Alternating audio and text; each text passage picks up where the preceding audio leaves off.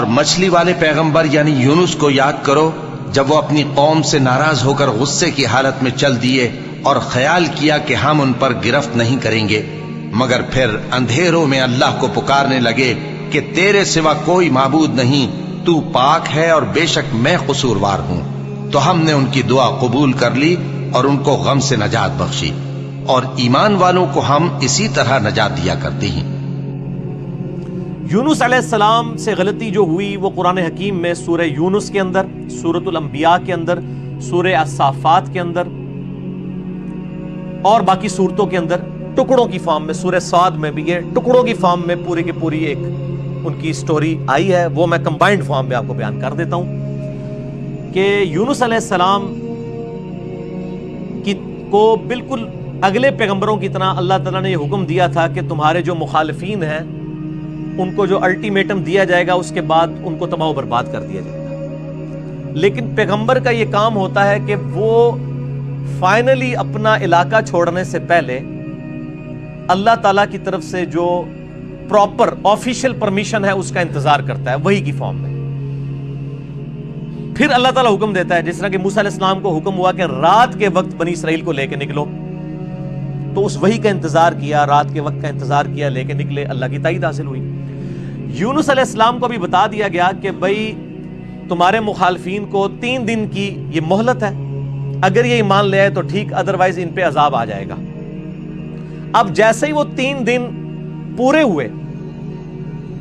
Completion کے قریب تھے، بجائے اس کے کہ یونس علیہ السلام اللہ کی وحی کا انتظار کرتے کہ مجھے اب پراپرلی آخری 1 منٹ میں بھی تو آ سکتی ہے نا وحی، یہ سمجھ لیں تھوڑی دیر پہلے اپنا علاقہ چھوڑ گئے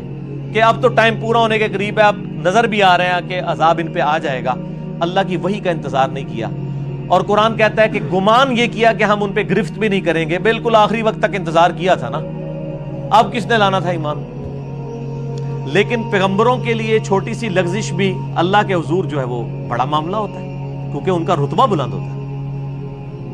اب یہاں سے یہ نکلے غصے میں بھرے ہوئے، اللہ طرف ماتا نکلے اپنی قوم پہ غصے میں، اور گمان کیا کہ ہم ان پہ گرفت نہیں کریں گے، اور یہ سمندری سفر میں نکلے، وہاں سے اپنا علاقہ چھوڑ کے کشتی میں سوار ہوئے۔ کشتی جب سینٹر میں پہنچی تو بہت بڑا سمندری طوفان آیا، اور وہاں پہ یہ ٹریڈیشن تھی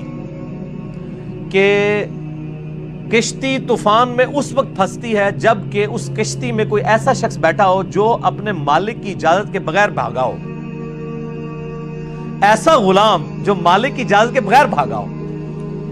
اس کے لیے وہ قرآن اندازی کیا کرتے تھے۔ قرآن ڈالا، حضرت یونس علیہ السلام کا نام نکلایا، ظاہر ہے وہ بھی تو غلام تھے نا اپنے رب کے، بغیر اجازت کے نکلے ہوئے تھے۔ لوگوں نے کہا نہیں یونس علیہ السلام ہے، یہ تو نیک شریف آدمی ہے، اس نے تو لوگوں کو بھی نیکی کی طرف بلایا، دوبارہ قرآن ڈالا جائے۔ دوبارہ قرآن ڈالا، پھر یونس علیہ السلام کے نام نکلا، تیسری دفعہ ڈالا، پھر یونس علیہ السلام کے نام نکلا۔ اب لوگوں نے کہا جی ہماری مجبوری ہے، یونس علیہ السلام کو تو پتہ ہی تھا نا، انہوں نے کہا اب یہ آزمائش آ گئی میرے اوپر، ان کو پھینک دیا سمندر میں۔ قرآن کہتا ہے بڑی مچھلی نے ان کو نگل لیا۔ قرآن میں دن نہیں آئے، ہمارے ایک سب کانٹیننٹ میں مشہور ہے کہ 40 دن رہے، تورات میں دن آئے ہیں 3 days and 3 nights۔ جونا علیہ السلام، جونا کہا جاتا ہے انگلش میں یونس کو، یونس علیہ السلام 3 دن اور 3 رات تک، یعنی کتنے بن گئے وہ 72 گھنٹے بن گئے، اتنی دیر مچھلی کے پیٹ میں رہے، 3 دن اور 3، اور ظاہر مچھلی کے پیٹ میں، ویل مچھلی کے پیٹ میں رہے، اور پیٹ میں بھی ظاہر ہے وہ میدے میں ساری گرمائش ہوتی ہے، پورا جسم ان کا، یعنی وہ تو اللہ نے ان کو زندگی دی، وہاں تو آکسیجن بھی کوئی نہیں تھی، وہ تو معجزانہ طور پہ ہی زندہ رہے، بہرحال جسم پہ اثرات آئے ان کے، اور وہاں پہ انہوں نے پھر یہ دعا مانگی، لا الہ الا انت سبحانک انی کنت من الظالمین، بس یہ پڑھتے رہے۔ اللہ تعالیٰ بتایا ہمیں اندھیروں میں اس نے پکارا،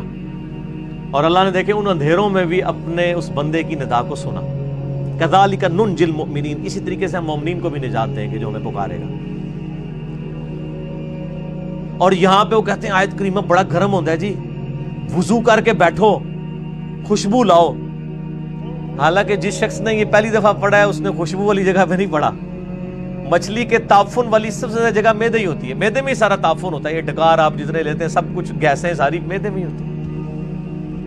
اللہ کے ذکر کے لیے کوئی پروٹوکول نہیں۔ صحیح مسلم میں حدیث ہے کہ نبی علیہ السلام حالت جنابت میں بھی اما عائشہ کہتی ہیں اللہ کو یاد کرتے تھے، اور جامعہ ترمذی اور ابو داؤد میں مولا علی علیہ السلام سے حدیث ہے کہ نبی علیہ السلام کو قرآن پڑھنے سے حالت جنابت کے علاوہ اور کوئی حالت مانے نہیں ہوتی تھی۔ قرآن کے لیے جنابت سے آزاد ہونا شرط ہے، بغیر وضو کے بھی قرآن پڑھ سکتے ہیں، اور باقی اذکار تو جنابت کی حالت میں بھی آپ پڑھ سکتے ہیں۔ قرآنی دعائیں بھی پڑھ سکتے ہیں قرآن کی نیت کے بغیر، جسٹ ذکر کے طور پہ، کیونکہ آپ جتنے ذکر کر رہے ہیں وہ تو بھی قرآن میں ہے نا، اللہ اکبر بھی تو قرآن کا حصہ ہے، سبحان اللہ بھی ذکر ہے، لیکن اس وقت آپ ذکر کی نیت سے نہیں بلکہ دعا کی نیت سے پڑھتے ہیں۔ ربنا آتنا فی الدنیا پڑھیں، لا الہ الا انت سبحانک انی کنت من الظالمین بے شک پڑھیں حالت جنابت میں، دروشی بھی پڑھیں، یہ ادھر مشہور کیا جی دروشی بھی مطلب بغیر وضو کے نہیں پڑھ لو، یار آپ لوگوں نے کیا باتیں مشہور کی ہیں اللہ کے بندوں، یہ ساری جذباتی ڈاکٹرائنز ہیں۔ تو یونس علیہ السلام کو اللہ تعالیٰ نے پھر نجات دی، پھر قرآن حکیم میں آتا ہے کہ مچھلی نے ان کو اگل دیا کنارے پہ، وہاں اللہ نے قرآن حکیم میں آتا ہے ان کے لیے کدو کی بیل اگا دی، ظاہر ہے کہ جسم پورا ایک وہ اثرات کی وجہ سے جسم کے اوپر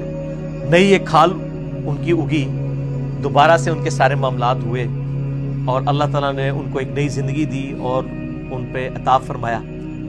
اس کے بعد معاف کر دیا۔ لیکن آپ دیکھیں کہ اس غلطی کا ایک تو عطاب یونس علیہ السلام پہ آیا اور دوسرا اس کا کریڈٹ ان کی امت کو مل گیا، امت کو کریڈٹ مل گیا اس ڈیبٹ کا۔ اور سورہ یونس جس کا نام ہی سورہ یونس ہے اس میں حضرت یونس علیہ السلام کا نام آیا ہے، اللہ طرف آتا ہے کبھی ایسا نہیں ہوا کہ کسی قوم پہ عذاب آ کا فیصلہ ہو جائے اور وہ عذاب ان سے ٹل جائے، الا قوم یونس،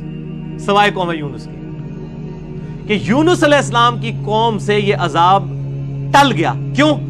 جب یونس علیہ السلام وہاں سے نکلے اور عذاب کے اثار نمایاں ہوئے، عذاب ٹلنا کوئی نہیں تھا،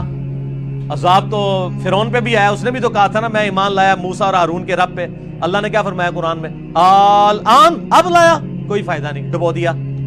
یہاں پہ بھی جب عذاب سامنے آیا نا، پوری قوم یونس تقریباً 1 لاکھ اور اس سے چند زائد لوگ تھے، سارے کے سارے سجدے میں گر پڑے، انہوں نے کہا یا اللہ معاف کر دے، معاف کر دے، معاف۔ یونس علیہ السلام واپس قوم میں، قوم زندہ کی زندہ۔ اب یونس علیہ السلام کے لیے بھی ایک حیرانگی تھی، ایک پاسے میں بھی عطاب کٹیا، دوسرے پاسے قوم بھی بچ گئی ہے، تو میں اب ان کو کیا منہ دکھاؤں گا جا کے کہ میں ان کو تو الٹیمیٹم دے کے گیا تھا، میں اپنی بھی لغزش کے اوپر عطاب بھگت آیا ہوں اور یہ بھی بچ گئے ہوئے ہیں، لیکن ان کو پتہ ہی نہیں تھا، قوم تو ایمان لا چکی تھی، تو انہوں نے آتے ہی آپ کے ہاتھ میں بیعت کر لی۔ اللہ تعالیٰ نے حضرت یونس علیہ السلام کی اس لغزش کو کریڈٹ بنا دیا ان کی امت کے لیے بھی، یونس علیہ السلام کو بھی ایک آزمائش سے گزارا۔